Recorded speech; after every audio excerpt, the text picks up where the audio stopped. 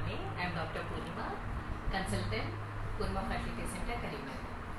So చాలా మందికి ఉండే మిస్కన్సెప్షన్ ఏంటి అంటే ఐవీఎఫ్ గురించి.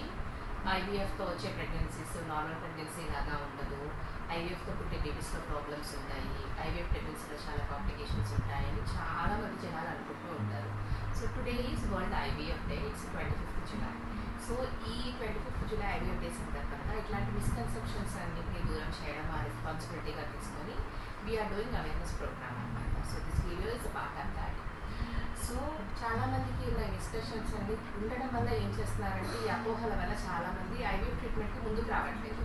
బేబీస్ ఎలా ఉంటాయి, మళ్ళీ ఇంకా మెయిన్ ఏంటంటే ల్యాబ్లో వెళ్ళిన తర్వాత మా ఎంబ్రియోసే మాకు పెడతారా లేదా, మా స్పర్మే మాకు వస్తుందా లేదా, ఇట్లాంటి చాలా డౌట్స్తో చాలామంది కపుల్స్ ట్రీట్మెంట్ తీసుకోకుండా ఒక బేబీని ఎత్తుకోవాలి అనే కనుక దూరంగా ఉండి అలానే ఉండిపోతున్నారు అనమాట.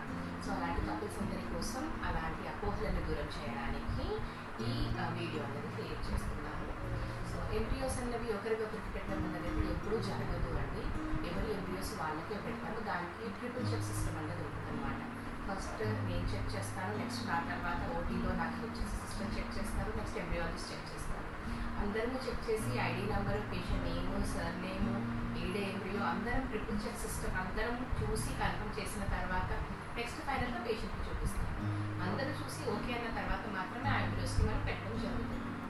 సో ఇన్ని చెక్ సిస్టమ్స్ ఉంటాయి కాబట్టి ఒకరి ఎంబ్రియోస్ ఒకరికి పోవడం లేదంటే స్పర్మ్ శాంపుల్ ఒకరికి రావడం అనేది జరిగే అవకాశాలు అసలు ఉండవండి.